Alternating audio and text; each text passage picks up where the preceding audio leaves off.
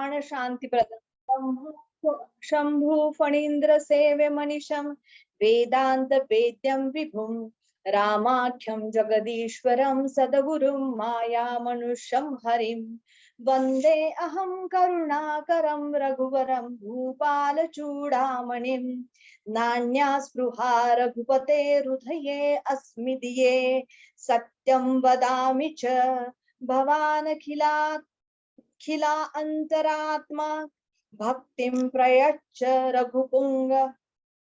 ठीक है, रघुपुंग। हाँ हाँ हाँ। निर्भरां मे कामादि दोष रहितं कुरु मानसं च अतुल बलिधामं हेमशैला हेमशैलाभदेहम्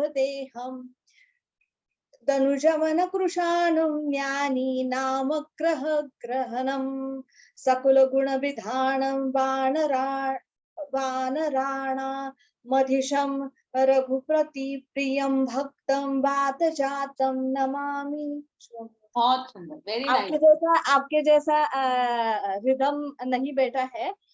मेरा जो दूसरा स्तोत्र है उसी हिसाब से मैंने पढ़ा है। जब आपसे अच्छे से पढ़ूंगी तब अच्छे से बोल पाऊंगी। बहुत अच्छे से बोला स्नेहल जी, आपने बहुत अच्छे से प्रेयर की है ना, बहुत सुंदर तरीके। भाव देखिए, भगवान को भाव चाहिए।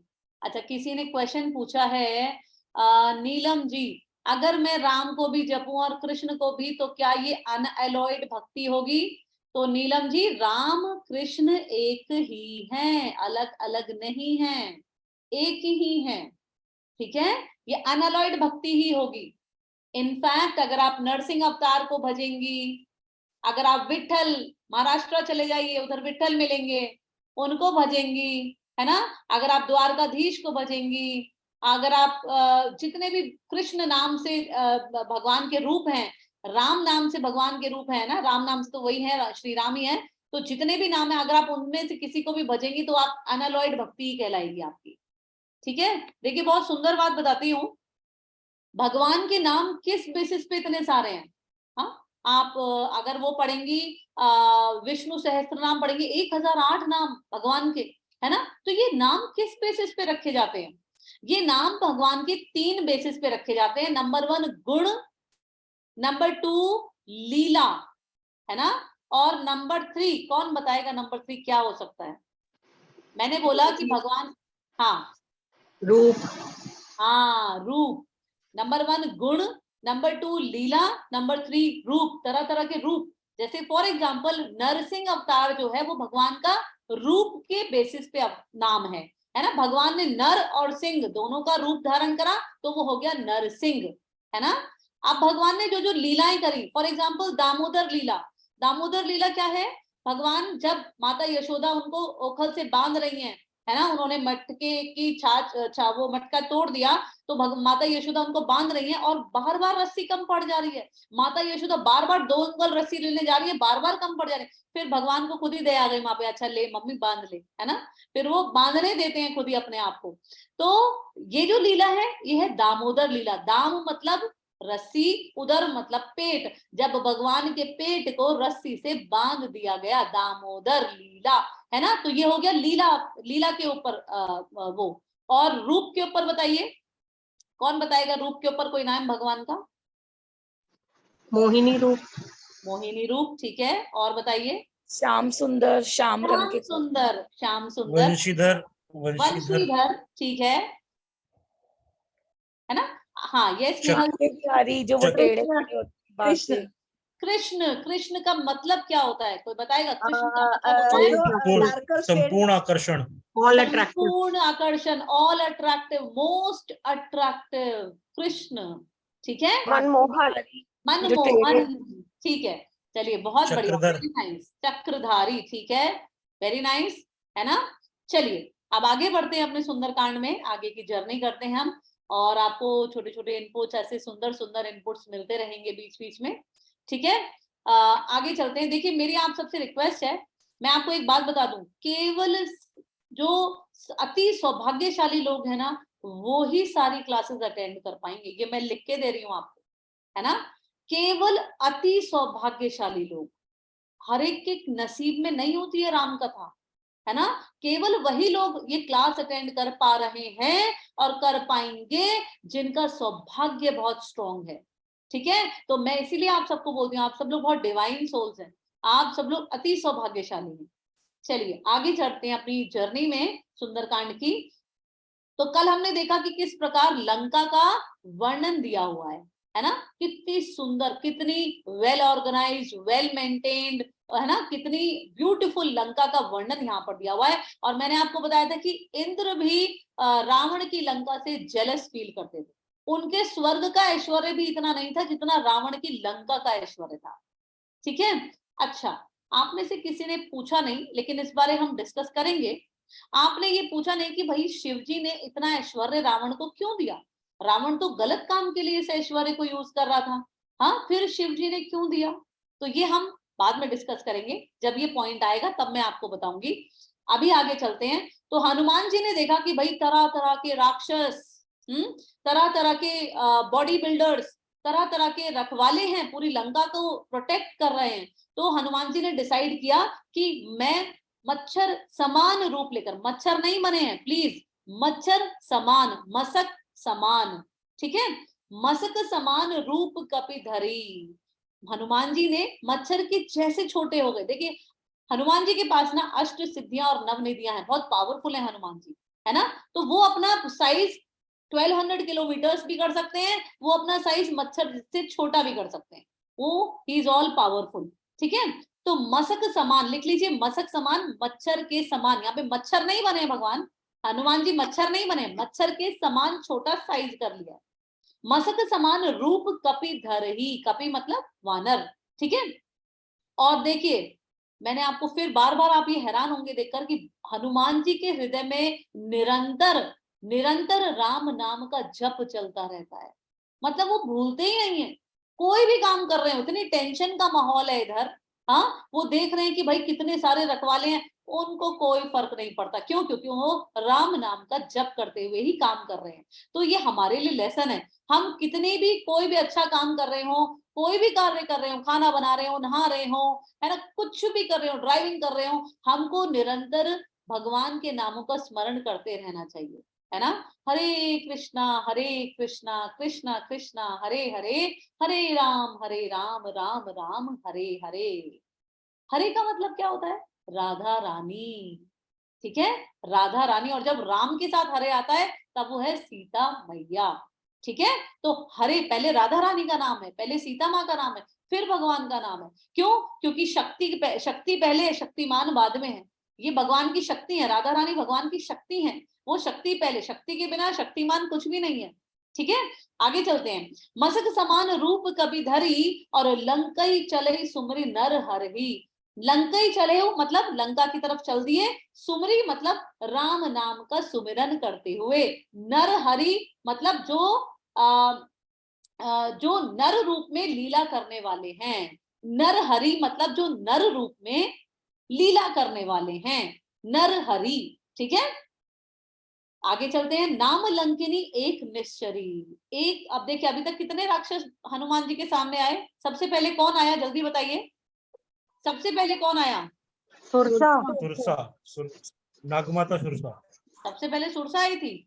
सबसे पहले डिस्ट्रैक्शन कौन आया था, देखिए डिस्ट्रैक्शंस ऐसे नहीं, मैनाक पर्वत, हाँ, डिस्ट्रैक्शंस पॉजिटिव भी हो सकती हैं, मतलब सुंदर दिखने वाली भी हो सकती हैं, नेगेटिव दिखने वाली नहीं। कई बार हमारे मित्र ही हमको मैनाक पर्वत बनकर हमारे रियल गोल्स से हटा देते हैं, समझ रहे हैं। मैनाक पर्वत बहुत ब्यूटीफुल बनकर आए थे उनके सामने कि भाई छोड़ो तुम यार, रेस्ट करो, है ना।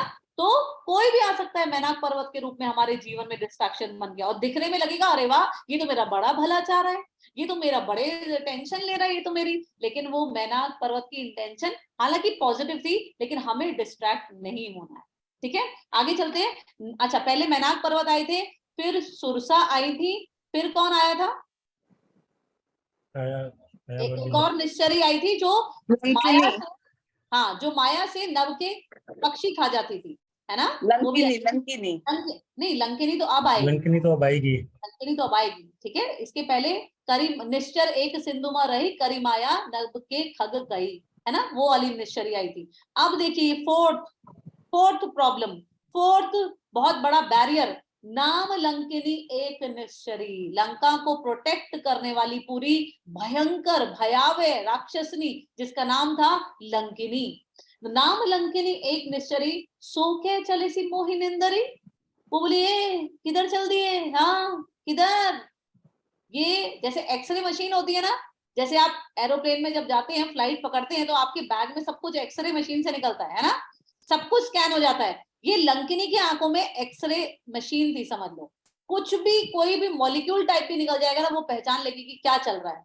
तो उसने देखा कि अरे कुछ निकला है यहाँ से, हाँ कुछ छोटा सा कुछ पास हुआ है। बोले किधर, सो के चले सी, किधर चले भाई, कहाँ को जा रहे हो।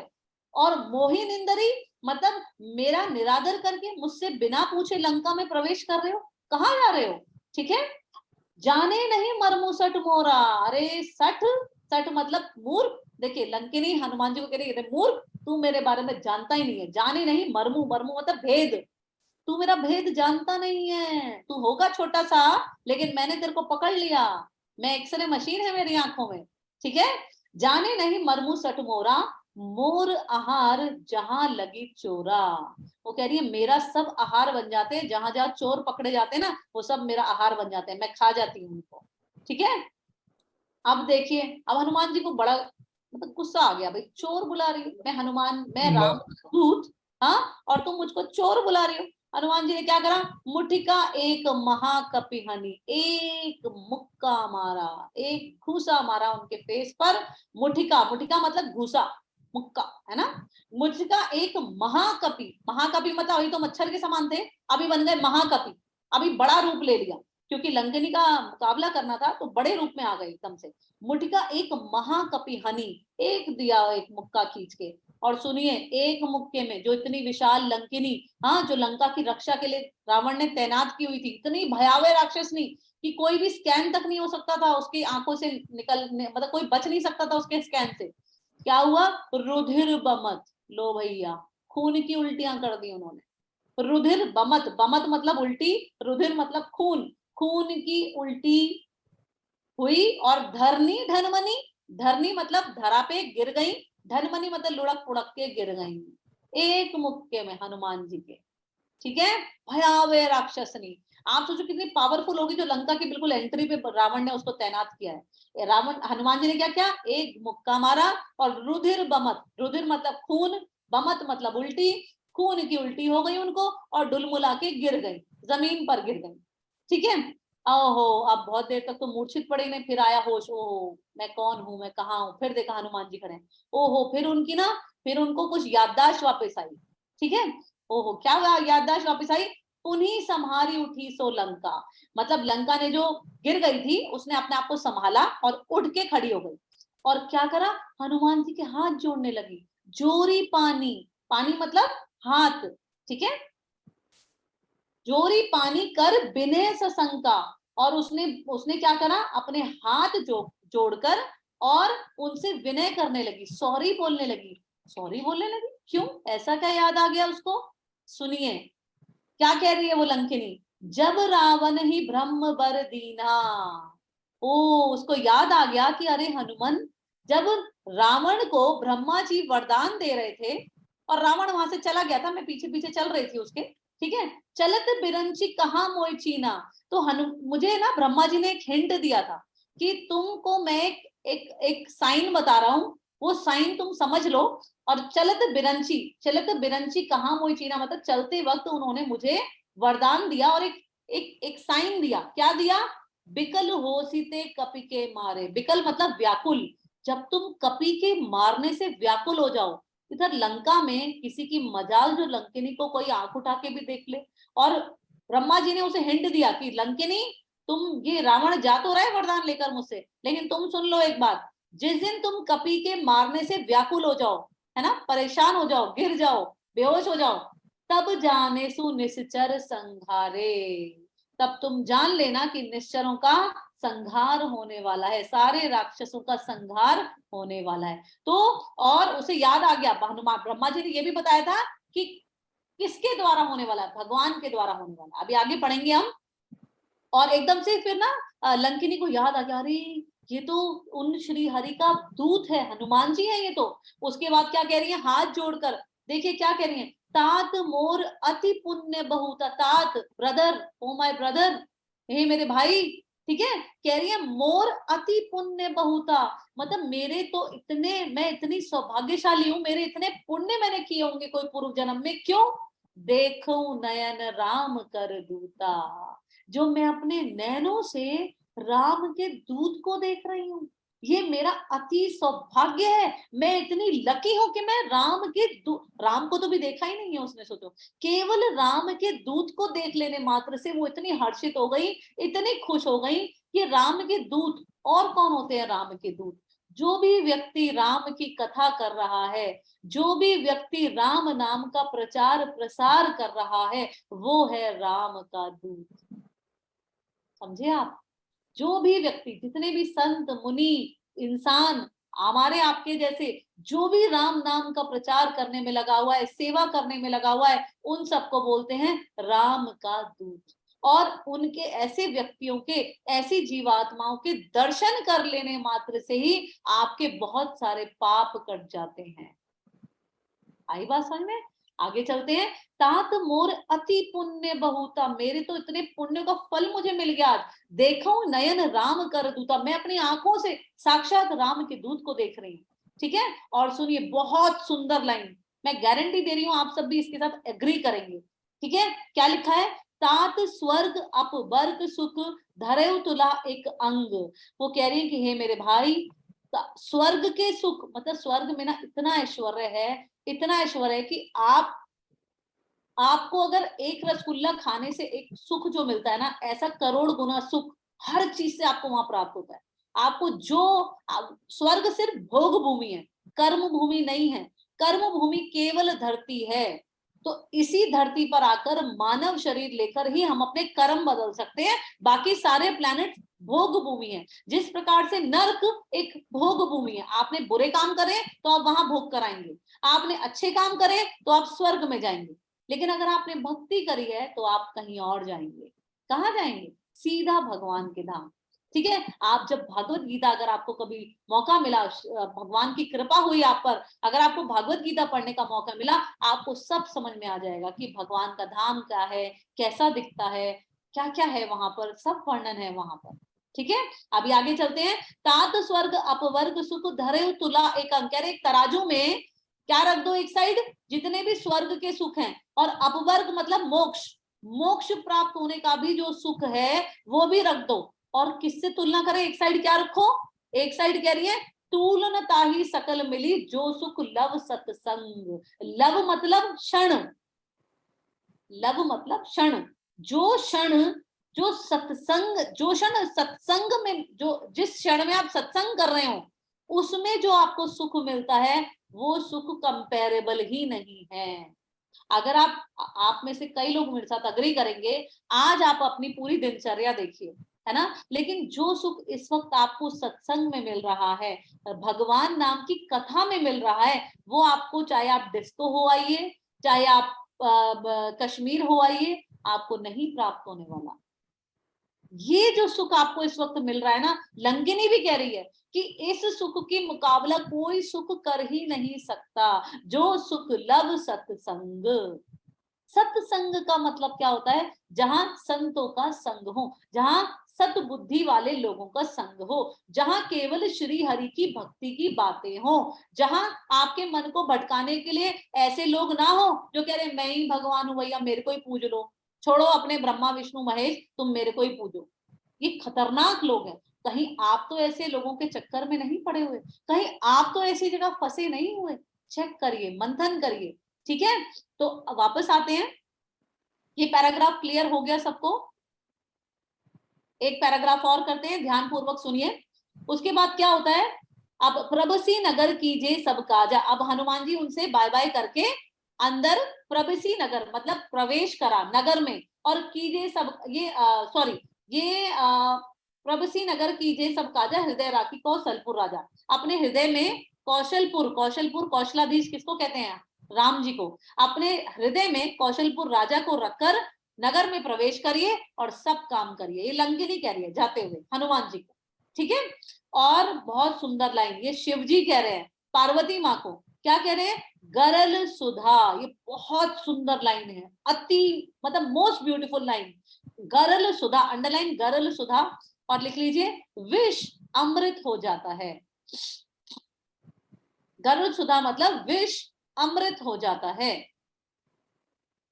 और देखिए विष अमृत हो जाता है, कब हो जाता है अभी करते हैं बात।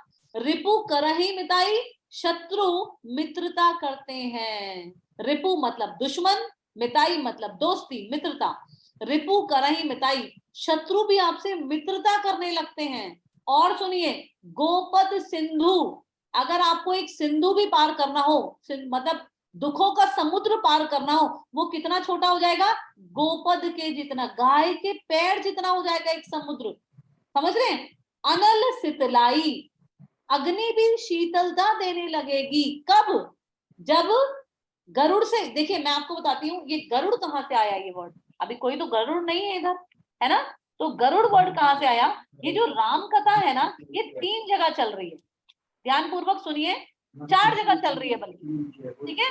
राम कथा 4 जगह एक साथ चल रही है। कहाँ कहाँ चल रही है, एक तो शिवजी माता पार्वती को सुना रहे हैं, जो अभी हम शिवजी उमा न कपि, उमा न कछु कपि के अधिकाई, ये शिवजी पार्वती की बात चल रही है। एक चल रही है काकभुशुंडी जी गरुड़ को सुना रहे हैं, काकभुशुंडी जी गरुड़ को सुना रहे हैं, दूसरी जगह रामायण चल रही है। तीसरी जगह याज्ञवल्क्य मुनि जी भारद्वाज मुनि को सुना रहे हैं, और चौथी तुलसीदास जी अपने मन को सुना रहे हैं। तो ये चारों का हम मिश्रण पढ़ रहे हैं यहाँ पर, ठीक है। तो ये वाली जो गरुड़ वर्ड आया है, ये कौन कह रहे हैं, काकभुशुंडी जी कह रहे हैं गरुड़ से। काकभुशुंडी जी कौन है, इसके ऊपर मैं आपको कंटेंट भेजूंगी, प्लीज पढ़िएगा जरूर, ठीक है। तो क्या कह रहे हैं काकभुशुंडी जी कि गरुड़ सुमेरु, अरे गरुड़ सुनो, कि सुमेरु रेणु समताही, मतलब कि सुमेरु पर्वत रेणु के समान लगने लगता है, मिट्टी के समान लगने लगता है, कब, ये सब कब होता है, राम कृपा करी चितवा जाही, जिस पर एक बार श्री राम की कृपा हो जाए उसके साथ ये सब सब होने लगता है। जरा चेक करते हैं कहाँ कहाँ हुआ ये। मीराबाई याद है आपको, मीराबाई, उनके पति ने उनको विष दिया था, याद है, और वो श्री कृष्ण के प्रेम में दीवानी थी, श्री कृष्ण की भक्ति में दीवानी थी। देखिए हो गया ना, गरल सुधा, विष अमृत बन गया। नंबर 2 रिपु करही मिताई, ये कौन एग्जाम्पल देगा कि दुश्मन भी दोस्त बन जाते हैं, कोई ऐसा एग्जाम्पल किसी को याद है, कोई ऐसा एग्जाम्पल किसी को याद है। अच्छा, someone's mic is on. I request all to switch off, mute the mic. सब लोग म्यूट कर लीजिए अपने माइक को। अनुज जी आप एक बार देखिएगा, वर्षा जी आपका अनम्यूट है, आप चेक करिए। मैं करता हूँ। हाँ, त्रिजटा, त्रिजटा, हाँ बहुत अच्छा एग्जाम्पल दिया आपने, वेरी नाइस। त्रिजटा राक्षसनी थी, सीता माँ को टॉर्चर करने को भेजा हुआ था, लेकिन वो भी दोस्त बन गई उनकी, अभी हम आगे पढ़ेंगे कैसे बन गई, बहुत सुंदर एग्जाम्पल, ठीक है। और गोपद सिंधु, गोपद सिंधु मतलब हनुमान जी ने 100 योजन का समुद्र पार कर लिया, और उनको ऐसा लगा ये तो गाय के पैर जितना छोटा था, छोटा सा समुद्र था। जिस पर राम कृपा करते हैं उनको ऐसे अनुभव होते हैं। अनल सितलाई, और अग्नि भी शीतलता देने लगती है। ये कब हुआ, जब राम जी की पूंछ में आग लगाई, तो हनुमान जी, रामायण में वर्णन है, हनुमान जी कह रहे हैं ओहो ये ठंडा ठंडा क्या है, ये क्या लग रहा है मुझे ठंडा ठंडा। देखिए भागवत गीता में भगवान बता रहे हैं, श्री कृष्ण बता रहे हैं कि अग्नि का जो तेज है ना वो मुझसे है, सूर्य का जो तेज है वो मुझसे है, चंद्रमा का जो तेज है वो मुझसे है। अभी क्या हुआ, अगर भगवान अग्नि में से तेज निकाल लेना तो वो अग्नि जला नहीं पाती है। तो हनुमान जी की पूंछ में जब आग लगाई तो भगवान ने क्या किया, उस अग्नि में से अपना तेज निकाल लिया, अग्नि कुछ भी नहीं कर पाई। आई बात समझ में, जिस पर कृपा राम की हुई, जिस पर राम कृपा कर दे उसको सब विचित्र अनुभव होते हैं। हाँ, विचित्र अनुभव, आपके सामने आपको लग रहा है अरे सब बर्बाद हो रहा है, लेकिन कुछ होगा ही नहीं, आपको लगेगा लेकिन आप बच जाएंगे। ठीक है, ऐसे ऐसे मिरेकल्स होते हैं उनकी लाइफ में जिनकी अनअलॉयड डेडिकेशन होती है, जिनकी संपूर्ण डेडिकेटेड भक्ति होती है ना, उनका डेली लाइफ एक मिरेकल बन जाता है। समझे? आगे चलते हैं। उसके बाद आगे चले हनुमान जी, और अति लघु रूप धरे हनुमाना। अति लघु रूप, फिर से उन्होंने सोचा ये मशक समान जब धरा था तो लंकिनी ने पकड़ लिया था, तो इस बार उन्होंने क्या करा, अति लघु रूप और छोटा रूप। आप सोचिए कितना छोटा बना लिया होगा, मच्छर से भी अति लघु रूप। अति लघु रूप धरे हनुमाना, पैठा नगर सुमरी भगवाना। और वो नगर की तरफ उन्होंने प्रस्थान किया। किसको? देखिए बार बार आ रहा है सुमरी भगवाना, बार बार ये वर्ड आएगा। हनुमान जी एक क्षण के लिए भी भगवान को नहीं भूल रहे हैं। ठीक है, मंदिर मंदिर प्रतिकर शोधा, और हर घर इतना सुंदर बना हुआ है, हर महल इतना सुंदर कि मंदिर मंदिर प्रतिकर शोधा। शोधा मतलब शोध किया, रिसर्च किया। ठीक है, क्या रिसर्च कर रहे हैं हनुमान जी? उधर रावण की लंका में माता सीता को खोज रहे हैं। ठीक है, मंदिर मंदिर प्रतिकर शोधा, देखे जाता अगणित जोधा। और देखो, यहाँ देखो, वहां देखो, अनगणित योद्धा घूम रहे हैं, अनगणित, गिन भी नहीं सकते। और गयो दसानन मंदिर माही, और उसके बाद हनुमान जी रावण के महल की ओर गए, और अति विचित्र कही जात सुनाई। हनुमान जी मतलब शिव जी बता रहे उमा को, माता पार्वती को, कि इतना विचित्र, इतना सुंदर महल कि उसका वर्णन ही नहीं किया जा सकता। ठीक है, तो शयन किए देखा कपिते ही। हाँ, उसके बाद हनुमान जी ना रावण के महल में घुस गए। अब उनको लगा कि ये कोई लेटा तो हुआ है रावण के पास।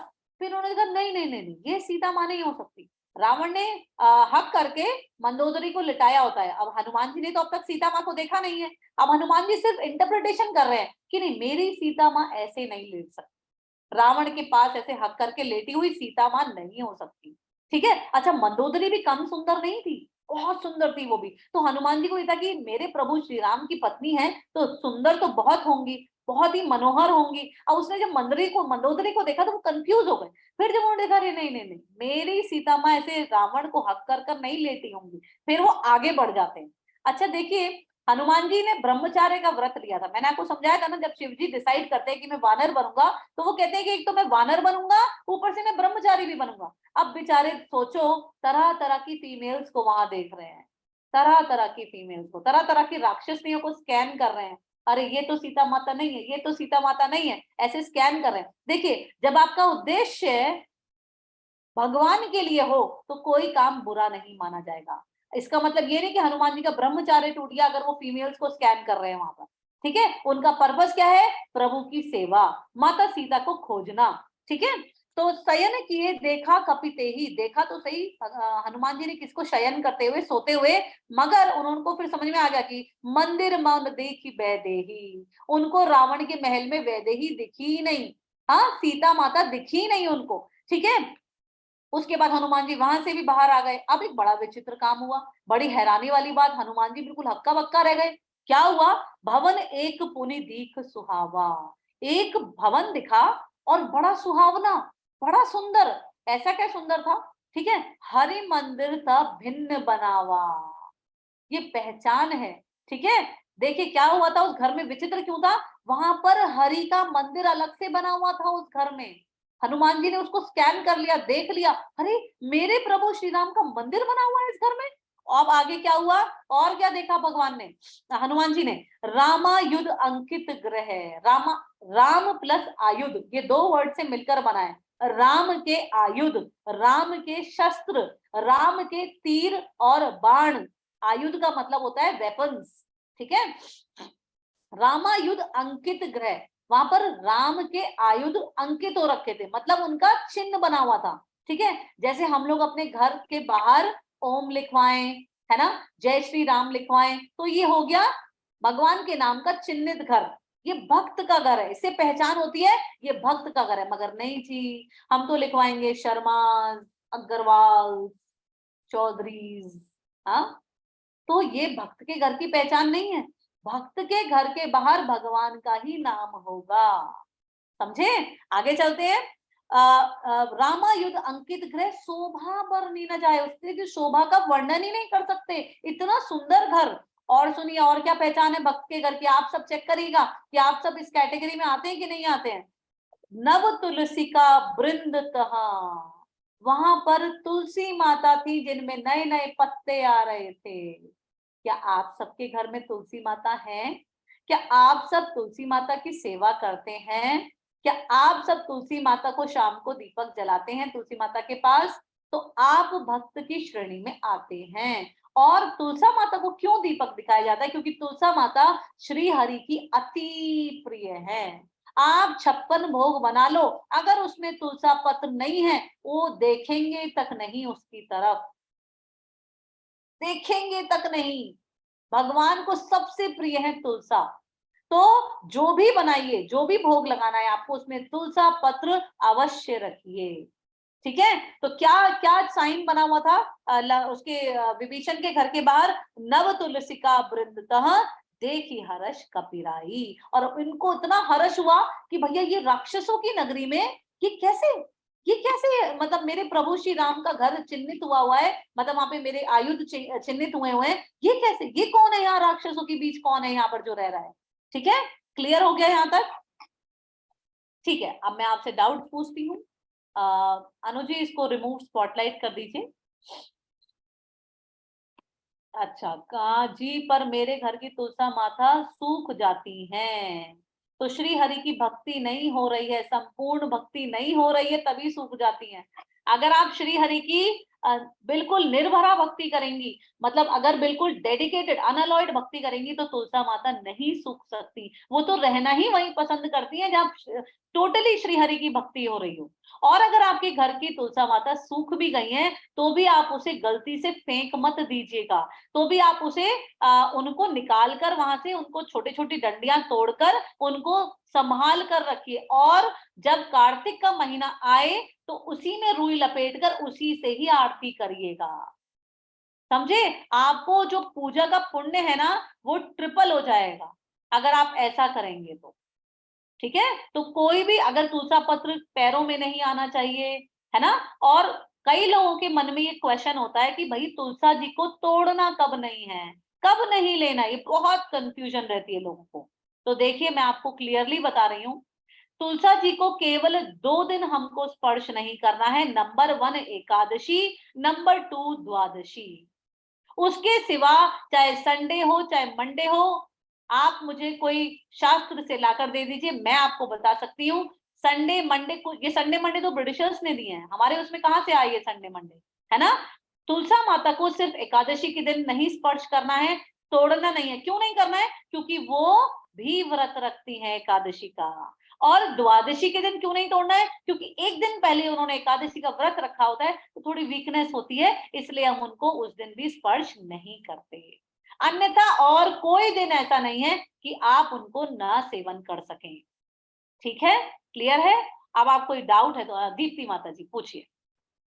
माता जी कोई डाउट नहीं है, मैं ये बता रही थी कि तुलसी माता को हाँ, कि please। मतलब अगर वो सूख रही हैं तो दिया जलाते वक्त आप हरे कृष्ण महामंत्र का जाप कीजिए, वो कभी नहीं सूखेंगी। ये मेरा बिल्कुल अपना सही, एक्सपीरियंस है। बिल्कुल सही बोला आपने, मैं 100% अग्री करती हूँ। मैं आपको बताऊं दीप्ति माता जी, मेरे घर में ना एक सदाबहार का पौधा है, मैंने नया पौधा लगवाया, तो मैंने सदाबहार को पहले हरे कृष्णा महामंत्र सुनाया, फिर मैंने उनसे बोला, मैंने कहा सुनिए सदाबहार जी, मैं आपकी सेवा रोज करूंगी, मैं आपको रोज जल दूंगी, मगर एक शर्त है, आप मुझे रोज 4 फूल तो कम से कम भगवान पे चढ़ाने के लिए देंगे ही देंगे। और आप हैरान होंगे, वो 4 नहीं, रोज 6 फूल, रोज 6 फूल मुझे वो चढ़ाने के लिए दे देते हैं। मैं हैरान हूँ, समझ रहे हैं? ऐसी मेरी उनकी डीलिंग हो रखी है। तो आप जब जितने भी जीव हैं, है ना, आप उनको जब हरे भगवान का मंत्र सुनाते हैं, भगवान का श्लोक सुनाते हैं, वो भी हर्षित होते हैं। बहुत सुंदर बात बोली दीप्ति माता जी, हरे कृष्णा महामंत्र सुनाइए, बिल्कुल भी तुलसा माता जी सूखेंगी नहीं। ठीक है? और अगर सूख गई है तो उनको उखाड़ के ऐसे फेंकना नहीं है, तोड़ना नहीं है, मतलब उनको आप ब्रेक करके रख लीजिए, संभाल कर रख लीजिए। ठीक है? ये शिवानी जी।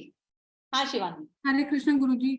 गुरुजी, आपने कहा कि जो तोड़ने का है वो एकादशी और द्वादशी पे नहीं मतलब तोड़ सकते, लेकिन पानी के उनको रोज मतलब जो जल देते हैं वो रोज दे सकते? बिल्कुल रोज दीजिए, बिल्कुल रोज जल दीजिए उनको। देखिए उनको जब सर्दियां हैं तो चम्मच से जल दे दीजिए, क्योंकि सर्दी में कम जल लगेगा, लेकिन देना जरूर है जल, बिल्कुल देना है रोज जल। ठीक है? ये सेवा होती है उनकी। स्नेहल जी। ये अनअलॉयड भक्ति मुझे समझ में नहीं, ये वर्ड का मीनिंग ही नहीं समझा। देखिए एलॉय का मतलब, केमिस्ट्री वाला अगर कोई है यहाँ पर, तो एलॉय का मतलब होता है मिक्सचर, है ना, मिक्सचर, जिसका मिक्सचर हो रखा हो 2-3-4 चीजों का। तो अनएलॉयड मतलब जिसमें कुछ मिक्स ना हुआ हो, total dedicated to Shri Hari, that is unalloyed bhakti. ठीक है? हाँ, यस दीप्ति जी। माता जी मैं ये बता रही थी, एलॉयज जैसे आप स्टेनलेस स्टील घर पे यूज करते हो तो उसमें लोहा होता है और भी 2-3 चीजें हम ऐड करते हैं तो वो रस्ट नहीं होती, तो वो होती है एलॉयड। अनएलॉयड मतलब लोहा अकेला हो गया, दैट इज अनएलॉयड। बिल्कुल, जो अकेला हो सिर्फ वही, है ना। तो इस भगवान की अनअलॉयड भक्ति मतलब केवल भगवान, ठीक है। और भगवान तक ना कोई अपने आप किसी में दम ही नहीं है जो पहुंच सके, हम कुछ माध्यम से भगवान तक पहुंच सकते हैं। नंबर 1 गुरु। तो चेक करिए सबसे पहले कि आपने जिसको अपने जीवन में गुरु बनाया हुआ है, क्या वो आपको राम तक पहुंचा रहे हैं?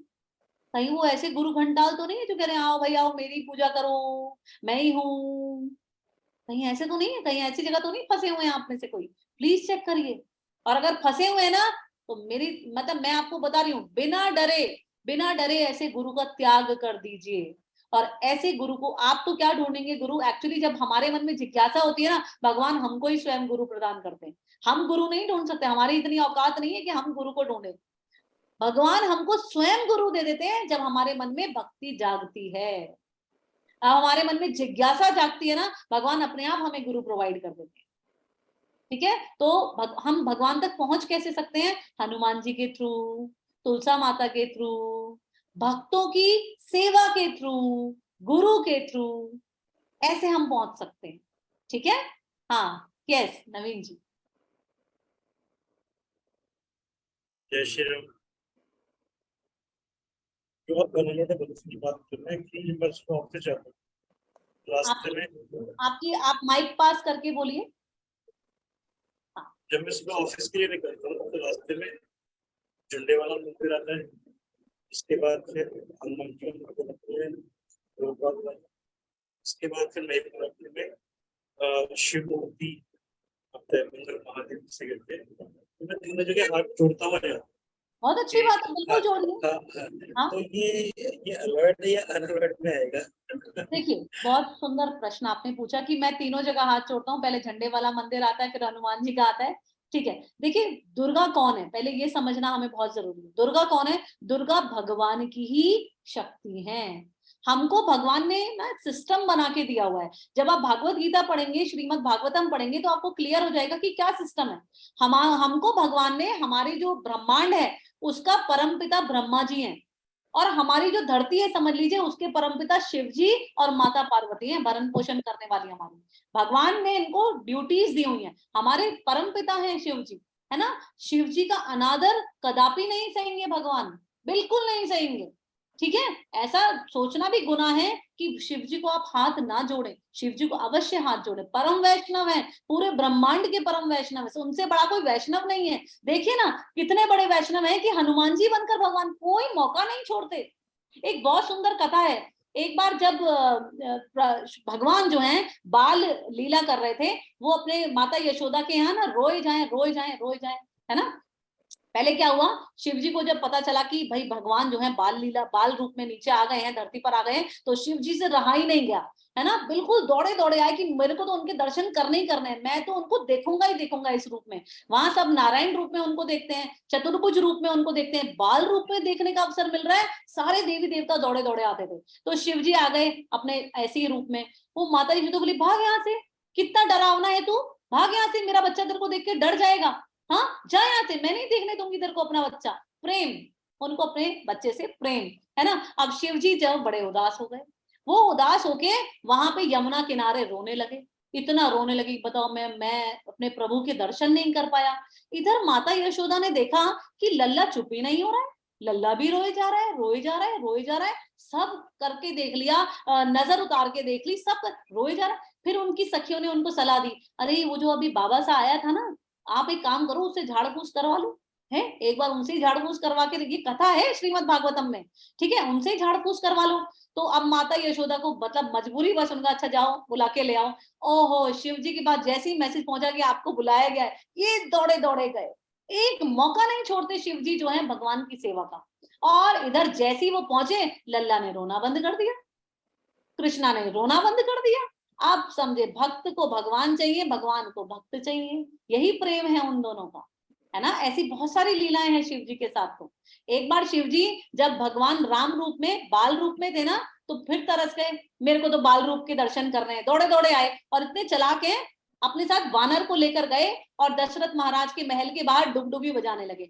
हाँ, आओ बंदर का खेल देखो बालकों, आओ बंदर का खेल देखो। अब वहां पर सोचो, बंदर को नचा रहे हैं, बंदर कौन था, खुद ही हनुमान जी रूप में बंदर मतलब साथ में ले गए।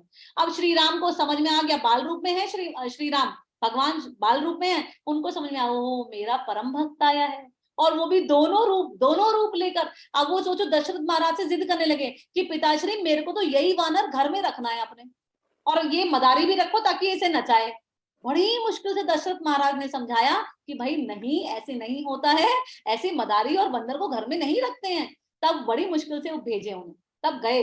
ये लीलाएं हैं बहुत सुंदर सुंदर, जहां से हमें पता चलता है कि भक्त और भगवान का रिश्ता क्या है, प्रेम क्या है। तो आप अगर चंडे वाला माँ को अगर आप प्रणाम करते हैं, बिल्कुल प्रणाम करिए, और उनसे मांगिए क्या, उनसे मांगिए कि हे माँ मुझे श्री हरि की प्योर भक्ति दीजिए। सारे देवी देवता सक्षम है आपकी हर विश पूरी करने के लिए, उनको बनाया ही इसीलिए क्या है।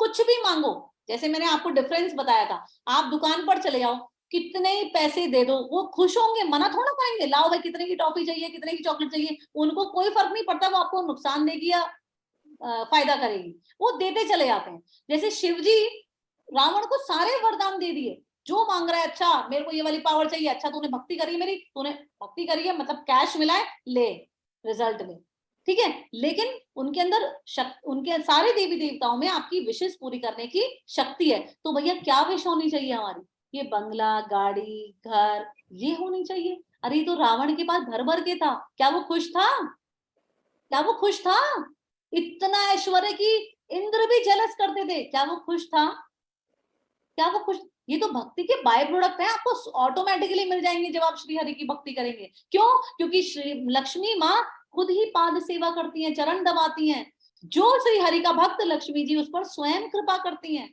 वो उनके लक्ष्मी जी के भी फेवरेट हो जाते हैं। तो आपको अलग अलग सबकी भक्ति करने की जरूरत नहीं है, आप जब सीधा नारायण की भक्ति करेंगे ना, सारे देवी देवता प्रसन्न रहेंगे आपसे। तो आप जब माता रानी को हाथ जोड़े तो उनसे क्या मांगे, हे माँ मुझे निर्भरा भक्ति दो, मुझे अन्न पायनी भक्ति दो जो कभी कम ना हो, मुझे श्री हरि की भक्ति दो, ऐसा उनसे आप प्रार्थना करिए, ठीक है। हाँ, यस पूनम जी। जय श्री राम माता जी। आपको तो रोज सुनते ही हम सुबह और शाम को, तो मन करता है कि मीटिंग खत्म ही ना हो। मेरा एक क्वेश्चन था कि काकभूषुंडी जी हैं और गरुड़ जी, उनके बारे में ज्यादा मैंने सुना नहीं है, कि आप थोड़ा सा उस पर लाइट देंगे प्लीज। ये एक्चुअली थोड़ा डिटेल में है पूनम जी, मैं आपको काकभूषुंडी जी के बारे में भेजती हूँ, आप हैरान हो जाएंगे उस कैरेक्टर के बारे में सुनकर, ठीक है। तो मैं काकभूषुंडी जी और गरुड़ दोनों के बारे में भेजती हूँ, ठीक है, चिंता मत करिएगा, पढ़िएगा जरूर। हाँ नंदिनी बेटा। हरे कृष्णा गुरु जी। जैसा कि आपको पता है कि मैं कुरुक्षेत्र से वापस आ रही थी, तो वहाँ पे हम एक मंदिर में गए, मतलब वहाँ पे लेडीज अलाउड नहीं थी, वो कार्तिकेय का मंदिर था, कार्तिकेय जी का, ठीक है। और वहाँ पे जो पंडित जी थे वो उन्होंने ये कहानी बताई कि वहाँ पे महिलाओं को जाना अलाउड नहीं है, और अगर वहाँ पे बाय गलती से भी एक महिला अगर चली जाती है तो वो 7 जन्मों तक विधवा रहती है। और मतलब हम बैक स्टोरी ज्यादा नहीं पूछ पाए, क्योंकि हमने नेटिव से जानने की कोशिश करी, बट मतलब उन्होंने कहा कि बहुत लंबी स्टोरी है, और मतलब उन्होंने बात टाल दी, मतलब कुछ समझ नहीं आया हमें वहाँ की कहानी का, कि कार्तिकेय जी के मंदिर में क्यों महिलाएं नहीं जा सकती। तो आपका क्वेश्चन है ये कि कार्तिकेय के मंदिर में क्यों महिलाएं। हाँ, पहले तो मुझे आप मंदिर का रेफरेंस भेजिए, मैसेज करिए कहाँ पर है, कौन सा मंदिर है, मैं आपको इसका आंसर कल देती हूँ, कोई दिक्कत नहीं। ठीक है Guruji, thank you. Hare Krishna. Hare Krishna. Yes Gita Mata ji. हरे कृष्णा माता जी। माता जी मैंने कहीं पर ये पढ़ा था कि जो तुलसी माता होती है उसमें जो मंजरी आती है तो उससे उनको कष्ट होता है। आपने तो- बिल्कुल सही पढ़ा आपने। और हम सबको उस मंजरी को हटा देना चाहिए। जैसी मंजरी आए, वो एक्चुअली ऐसा कहा जाता है कि वो तुलसा माँ के नखून होते हैं, और हमें उन्हें जैसे बड़े हुए नखूनों से तकलीफ होती है आजकल, लेकिन उल्टा चल रहा है ना गीता जी, लोग नेल एक्सटेंशन करा रहे हैं, तो तुलसी माता को नेल एक्सटेंशन नहीं करवाना है। आप प्लीज जैसी मंजरी आए आप उसे हटा दिया करिए, और उस मंजरी को फेंकना नहीं है। आप उस मंजरी को भगवान को अर्पित कर सकती हैं, आप उस मंजरी को वापस गमले में डाल सकती हैं, लेकिन फेंकिएगा मत, ठीक है? उसमें भी उतनी ही शक्ति है जितनी तुलसा पत्र में है। बहुत अच्छा क्वेश्चन पूछा आपने। हाँ जी दिव्या जी, अनम्यूट करिए पहले अपने आप को। देखिए जो क्वेश्चन आंसर राउंड होता है ना, ये बहुत इंपॉर्टेंट होता है। यहाँ पर हमको कथा तो हो गई, लेकिन क्वेश्चन आंसर में हमको कई ऐसी बातें पता चलती है जो हमें नॉर्मली नहीं पता होती। हाँ दिव्या जी जी, ये तुलसी जी में जो मंजरी आती है उनका कोई स्पेसिफिक दिन होता है तोड़ने के लिए, कि अपन कभी भी दिन में सुबह ऐसा कुछ? सूरज ढलने के बाद नहीं तोड़नी है, सूरज ढलने से पहले कभी भी तोड़िए, और एकादशी और द्वादशी को नहीं टच करना है, ठीक है? ओके, थैंक यू माता जी। उसमें ये भी है कि आपको उसे जैसे नाखून से नाखून चुबा के नहीं तोड़ना है, या किसी शार्प ऑब्जेक्ट से नहीं तोड़ना है, आपने उसको सॉफ्टली फिंगर से ही इजीली तोड़ना है उसको। बिल्कुल सही बात बोली आपने। फिंगर से सॉफ्टली, पैड से, फिंगर पैड से। नखून नहीं लगने चाहिए तुलसा माता को, ये नोचना नहीं है उनको, ठीक है? ऐसे नहीं करना है, बहुत ध्यान रखना है। तुलसा माता सबसे प्रिय है श्री हरि के, ठीक है? और आप जो भी भोग लगाएं, अगर आप चाहती हैं कि आप भगवान को भोग लगाएं, पहले उसमें तुलसा पत्र जरूर डालिए। मैं क्या करती हूँ, रोज सुबह सुबह 7-8 तुलसा पत्र तोड़कर मंदिर में रख लेती हूँ एक कटोरी में, और जैसे जैसे भोजन कुछ भी मैं खाती हूँ, आम काटा भोग लगाया, मैंगो शेक बनाया भोग लगाया, जो भी अब बनता है, मखाने भुने भोग लगाया, खाना बना भोग लगाया, मैं हर चीज का भोग लगा के ही ग्रहण करती हूँ, ठीक है? हाँ यस काजल। हरे कृष्णा गुरुजी। मम्मी का क्वेश्चन कि जो हम मंजरी तोड़ते हैं तो उसे हम बोते हैं, तो शादी करानी कंपलसरी है क्या तुलसी माता जी की? क्योंकि वो उगती नहीं है। उगेंगी तो उनकी शादी करवानी पड़ेगी। तुलसी विवाह बहुत जोर शोर से करा जाता है शालिग्राम जी के साथ, बहुत ही दिव्य उत्सव मनाया जाता है, और करवानी पड़ती है, कुछ नहीं होता, ये भाव होते हैं, है ना? अगर भाव है तो आप करवा लीजिए, और अगर बिना भाव के करवाएंगे उसका फल वैसे ही नहीं मिलने वाला। तो भाव बहुत इंपॉर्टेंट है, ठीक है? और किसी का कोई प्रश्न? अच्छा एक बात सुनिए सभी लोग, मैं सोच रही हूँ कि सैटरडे संडे हम लोग क्लास नहीं करते हैं, हो सकता है आप में से कुछ लोग ऑक्युपाइड हो, लेकिन आप मंडे का टाइमर लगा लीजिए। ये अगर आपने नहीं कराना तो आप भूल सकते हैं, आप मंडे का टाइमर लगाइए अपनी क्लास का, रोज का टाइमर लगना चाहिए, डेली टाइमर आपका। जैसे 9 o'clock क्लास है तो 8:45 का टाइमर आप लगा लीजिए, ताकि आपको तुरंत याद आ जाए कि क्लास है, ठीक है? तो सैटरडे संडे क्लास नहीं होगी, we will continue from Monday onwards. और किसी का कोई प्रश्न है?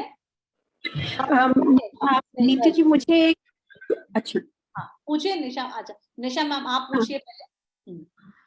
जैसे हम भगवान जी को भोग लगाते हैं या लड्डू गोपाल जी को भोग लगाते हैं, मुझे ये जानना था, उनको भोग लगाते हैं तो क्या उनका भोग उनके पास ही रहने दें या फिर थोड़ी देर बाद उठा के उसको अपने खाने में मिक्स कर ले? ये मुझे बहुत कंफ्यूजन रहता है इस चीज का। ठीक है, देखिए आप जो भी भोग लगाएं वो 2-3 मिनट तक भगवान के पास रखे रहने दीजिए, है ना? और फिर आप उसे खाने में मिक्स मत करें। कई बार क्या होता है, हमारा कुछ खाना फिक जाता है, आपने देखा होगा सब्जी बच गई, अगर आपने मिक्स कर दिया तो फिकना नहीं चाहिए किसी भी हालत में। तो आप क्या करिए, जो भी कोई उस खा रहा है ना खाना, उसकी कटोरी में थोड़ा थोड़ा डाल दीजिए। खाने में अगर आपने पूरे में मिक्स कर लिया तो आपको बड़ा विशेष ध्यान रखना पड़ेगा कि वो सब्जी फिके ना, कुछ फिके ना, तो आप उसे तुरंत कंज्यूम कर लीजिए। अच्छा, और कई बार जैसे रहता है हमारे घर में अब एकदम सात्विक भोजन नहीं बनता है, प्याज लहसुन वगैरह डलता ही रहता है, तो उस केस में हम किस किस चीज का भोग लगा सकते हैं लड्डू गोपाल जी को?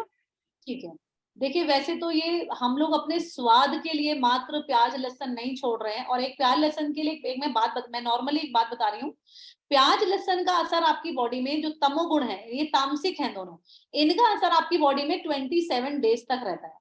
मतलब कि अगर किसी की मृत्यु, अभी उसने प्याज खाई और 10 दिन बाद उसकी मृत्यु हो गई तो उसके अंदर तामसिक गुण है, तो उसको अधोगति प्राप्त ही नहीं हो सकती, उसे ऊपर की गति प्राप्ति नहीं हो सकती, वो कुत्ता बिल्ली सुअर ही बनेगा, नीचे की योनियों में ही जन्म लेगा। समझ रहे हैं? आप सोचिए आपका सब बर्बाद हो जाता है करा धरा जब आप अपनी जीभ के स्वाद के लिए प्याज और लहसुन छोड़ नहीं पाते हैं। तो अभी आप बात करिए कि आप किस किस चीज का भोग लगा सकते हैं।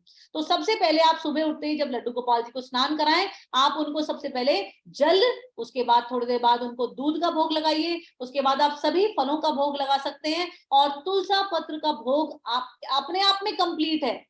अगर आपने तुलसा पत्र को गंगा जी में डुबोकर उसका भोग अर्पित कर दिया ना, वो तो सबसे प्रिय है भगवान के, है ना।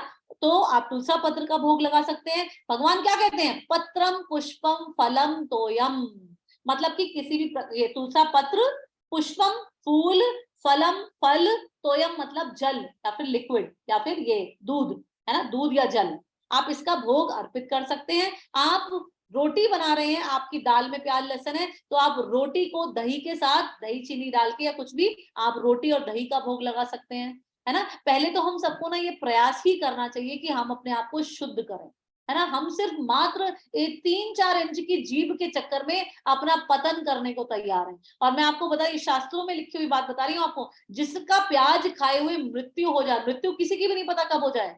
आपने अभी छोले भटूरे खाए प्याज वाले, किसी का नहीं पता अगले क्षण मैं हूं या नहीं हूं, नहीं पता। और अगर किसी की मृत्यु हो गई तो उसको नीचे की गति ही मिलेगी, उसको ऊपर की गति मिल ही नहीं सकती, कितनी ही आप पूजा कर लीजिए। समझ रहे? तो भैया ऐसा टेंशन क्यों लेना, ऐसा क्या है प्याज लहसुन में, तिलांजलि दे दो, तिलांजलि। हाँ, लड़ाई कलेश करके नहीं। हाँ, कभी पति कहते तेरी हिम्मत कैसी हुई मेरे लिए बिना प्याज लहसुन का खाना बनाने की, वहां लड़ाई कलेश नहीं करना है। फिर आप ना उपाय ढूंढिए कि मैं प्रभु को किस किस चीज का भोग लगा सकती हूँ। जैसे निशा मैम ने बहुत सुंदर क्वेश्चन पूछा, किस किस चीज का, सारे फलों का, जो भी फल खाइए भोग लगाइए, ठीक है।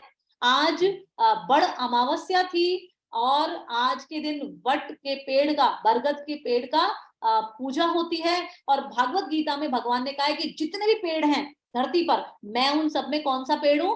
बरगद का पेड़। तो आज के दिन जिसने पूजा करी है, समझ लीजिए आपने साक्षात श्री हरि की ही पूजा करी है। और ये पेड़ इसलिए भी स्पेशल है क्योंकि इसमें ब्रह्मा विष्णु और महेश तीनों का वास है। जड़ में है एक तने में है और एक शाखाओं में है, ठीक है। मैं आपको इसकी फोटो भेजूंगी कि कौन कहाँ पर स्थित है। तो बहुत ही पवित्र पेड़ है और आज के दिन उसकी पूजा की जाती है।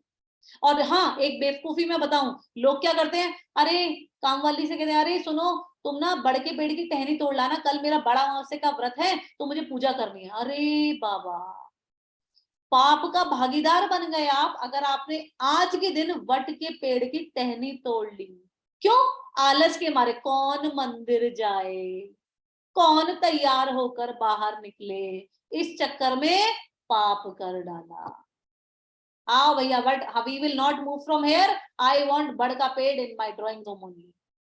कर लो पूजा, ले लो फल, है ना। तो ये गलती नहीं करनी है। अगर किसी ने करी है अगली बार से कसम खा लीजिए ऐसा पाप आप नहीं करेंगे, बल्कि आज के दिन तो बड़ का पेड़ लगाना चाहिए, है ना, और तोड़ना नहीं चाहिए। हाँ शिवानी।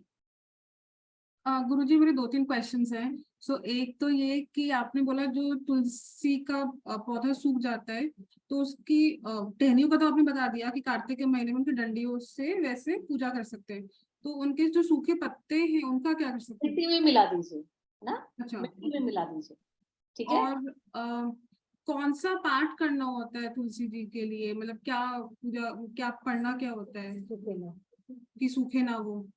कि सूखे ना, मैंने अभी बताया ना दी, हरे कृष्णा महामंत्र का जाप करिए उनके हरे सामने। कृष्ण महामंत्र। हाँ, 11 बार हरे कृष्णा महामंत्र बोलिए, 3 बार बोलिए। उनको श्री हरि से प्यार है ना, तो श्री हरि का मंत्र बोलिए, है ना, वो बोलिए। आप ये भी बोल सकते हैं, शांताकारं भुजगशयनं पद्मनाभं सुरेशं विश्वाधारं गगनसदृशं मेघवर्णं शुभांगं लक्ष्मीकान्तं कमलनयनं योगिभिर्दान्यगम्यं वंदे विष्णु भव्यहरं सर्वलौकिकनाथं।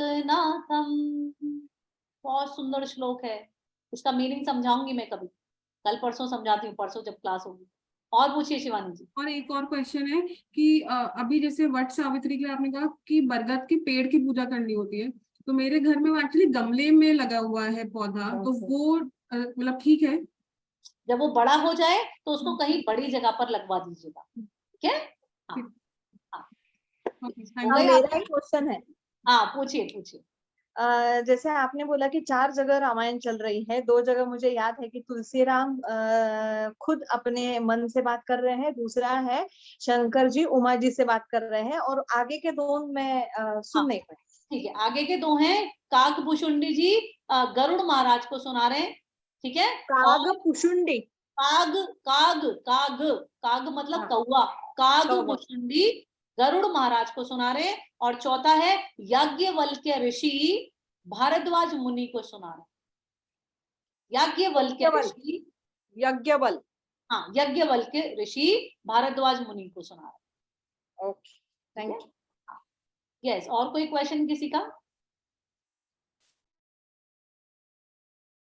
चलिए, बहुत अच्छी बात। जिज्ञासा शांत हो तो मन को अति प्रसन्नता होती है, और ऐसे ऐसे क्वेश्चंस होते हैं कई बार हमारे जिनका जवाब हमें सही तरीके से मिल नहीं पाता है। तो आप सब अति सौभाग्यशाली हैं। क्लास को कंटिन्यू रखिए डेडिकेटेडली, और रेगुलरिटी और पंक्चुअलिटी, है ना? काम सबके घरों में है, सब बिजी हैं, ये तो आपको टाइम निकालना पड़ेगा, वरना ये माया आपको ऐसे ही घेरे रखेगी, ठीक है? और देखिए कई लोग काम करते करते इस वक्त क्लास ले रहे हैं, अहो भाग्य मैं उनको बोलती, ठीक है? चलिए जी, सभी का दिन बहुत शुभ हो, सभी को जय श्री राम, हरे कृष्ण। जय श्री राम। जय श्री राम। हरे कृष्णा। जय श्री राम, हरे कृष्ण।